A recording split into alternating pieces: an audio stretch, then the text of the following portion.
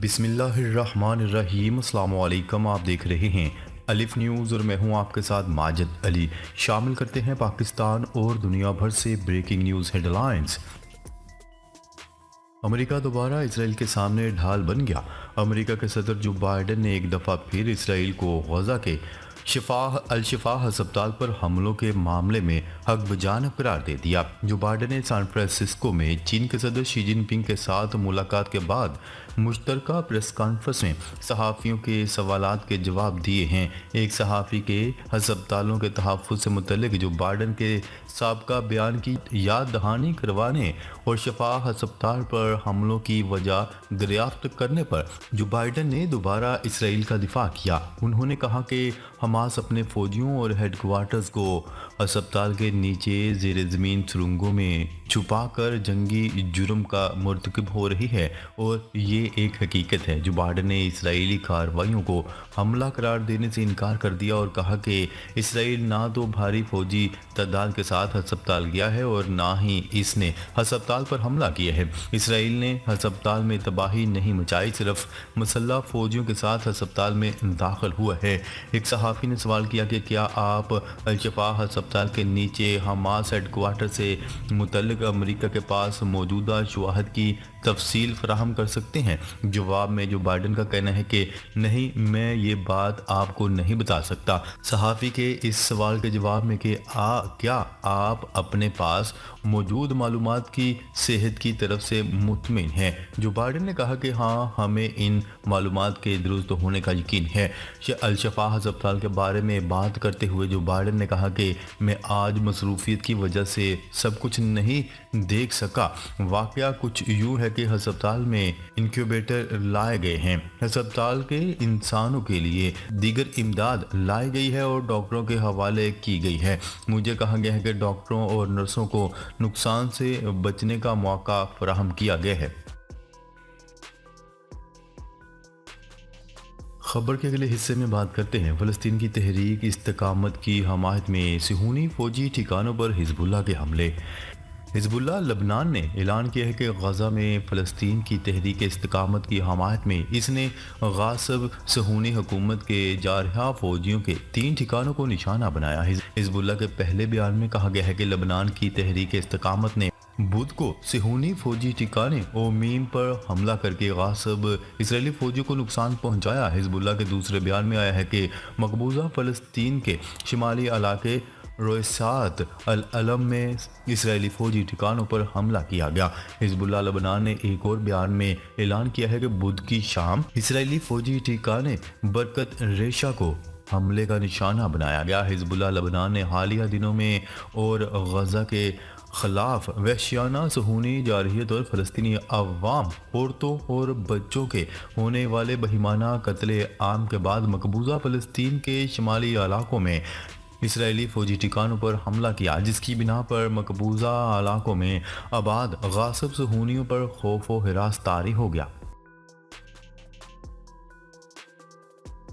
خبر کے اگلے حصے میں بات کرتے ہیں الشفا ہسپتال پر اسرائیل کی لگاتار چڑھائیاں، مریضوں کی اموات میں اضافے کا خدشہ۔ غزہ کے سب سے بڑے ہسپتال الشفا ہسپتال پر اسرائیلی فوج کی لگاتار کارروائیوں کے باعث ڈاکٹروں اور طبی عملے نے ہسپتال میں زیر علاج مریضوں کی اموات میں اضافے کا خدشہ ظاہر کر دیا۔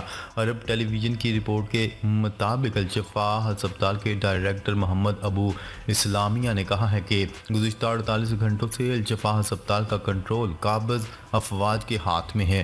ہم مریضوں کی اموات کی شرح میں کمی کے منتظر ہیں، تاہم ہر گزرتے لمحے کے ساتھ ہسپتال میں داخل مریضوں کی اموات میں اضافے کا خطرہ بڑھتا جا رہا ہے۔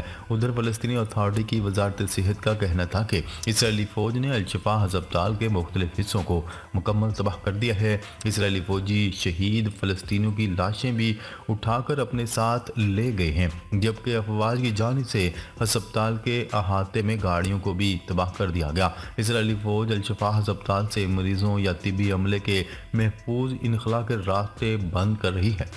فلسطینی وزارت صحت کا مزید کہنا تھا کہ الشفا ہسپتال میں پانی، کھانا اور ہسپتال میں داخل بچوں کے لیے دودھ کی شدید ترین قلت پیدا ہو چکی ہے۔ ہسپتال پر اسرائیلی بمباری سے کم از کم 7,000 افراد پناہ گاہ سے بھی محروم ہو چکے ہیں۔ دوسری جانب اسرائیل کی جانب سے دعویٰ کیا جا رہا ہے کہ ابھی تک ان کے کمانڈروں کو الشفا ہسپتال میں سرچ آپریشن جاری رکھے ہوئے ہیں۔ اسرائیلی فوج کی جانب سے دعویٰ کیا گیا تھا کہ انہوں نے ہسپتال سے منسلک سرنگوں کا پتہ لگا لیا ہے۔ اس سے قبل اسرائیل کی جانب سے الزام لگایا گیا تھا کہ حماس الشفا ہسپتال کو اپنے کمانڈ اینڈ کنٹرول سینٹر کے طور پر استعمال کر رہی ہے۔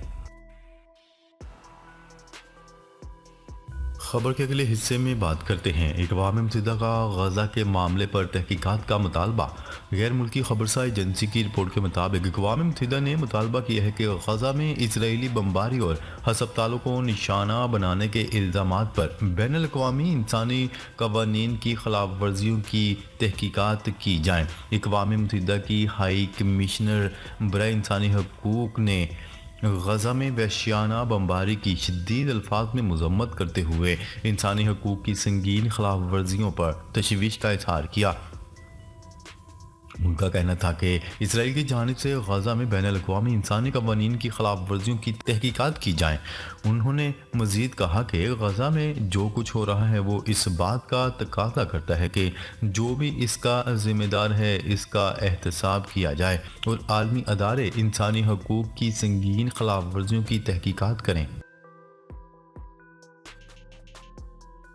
خبر کے اگلے حصے میں بات کرتے ہیں اسرائیلی فوج نے غزہ کی بندرگاہ کا کنٹرول سنبھالنے کا دعویٰ کر دیا۔ غیر ملکی خبرساز ایجنسی کی رپورٹ کے مطابق اسرائیلی فوج نے کہا ہے کہ اس نے غزہ بندرگاہ کا کنٹرول تقریباً مکمل طور پر حاصل کر لیا ہے، جسے حماس دہشت گردی کے مقاصد کے لیے استعمال کر رہی تھی۔ اسرائیلی فوج کے ترجمان نے کہا ہے کہ المرسی کے علاقے کی تمام عمارتوں کو کلیئر کیا جا رہا ہے اور اس آپریشن میں تمام فورسز حصہ لے رہی ہیں۔ انہوں نے کہا ہے کہ فوج نے غزہ میں بندرگاہ کے علاقے کا بھی کنٹرول سنبھال لیا ہے اور علاقے کی تمام عمارتوں کو کلیئر کر دیا گیا ہے، جبکہ اسرائیلی فورسز نے 10 مجاہدین کی ہلاکت کا بھی دعویٰ کیا ہے۔ اسرائیلی فوج کے ترجمان نے کہا کہ تقریباً 10 سرنگوں کی گزرگاہیں اور 4 عمارتیں تباہ کر دی گئی ہیں جو دہشت گردی کے بنیادی ڈھانچے کا حصہ تھیں۔ انہوں نے حماس پر الزام لگایا ہے کہ وہ اس بندرگاہ کو دہشت گردی کے مقاصد اور بحری افواج کے لیے تربیتی سہولیات کے لیے استعمال کر رہی تھی۔ دوسری طرف اسرائیلی فضائیہ نے جنوبی غزہ کی پٹی میں خان یونس کے مشرقی علاقوں پر رات کے وقت پمفلٹ گرائے، جن میں خان یونس کے مشرق میں رہنے والوں سے کہا گیا کہ وہ فوجی کارروائی سے قبل فوری طور پر علاقہ خالی کر دیں۔ خبر کے اگلے حصے میں بات کرتے ہیں امریکہ اور چین کا عسکری روابط کی بحالی سمیت مختلف معاملات میں تعاون پر اتفاق۔ دنیا کی 2 بڑی طاقتوں امریکہ اور چین کا عسکری روابط کی بحالی سمیت مختلف معاملات میں تعاون بڑھانے پر اتفاق کر لیا گیا۔ سان فرانسسکو میں امریکی صدر جو بائیڈن اور چینی صدر شی جن پنگ کے درمیان ہونے والی ملاقات میں اینٹی ڈرگ تعاون گروپ کے قیام پر بھی اتفاق کیا گیا، تاہم چین تائیوان کشیدگی جیسے امور پر کوئی قابل ذکر پیش رفت نہ ہو سکی۔ ملاقات میں دونوں رہنماؤں نے مشرق وسطی کے بحران پر بھی تبادلہ خیال کیا۔ امریکی صدر جو بائیڈن کا کہنا تھا کہ شی جن پنگ کے ساتھ بات چیت میں حقیقی پیش رفت ہوئی ہے، تاہم شی جن پنگ کو اب بھی ڈکٹیٹر سمجھتے ہیں۔ دوسری جانب چین کی جانب سے صدر جو بائیڈن کے بیان کی مذمت کرتے ہوئے کہا گیا ہے کہ بیان انتہائی غلط اور غیر ذمہ دارانہ سیاسی جوڑ توڑ ہے۔ خبر کے اگلے حصے میں بات کرتے ہیں چیئرمین پی ٹی آئی کی ضمانت کی درخواست سے سپریم کورٹ میں سماعت کے لیے مقرر۔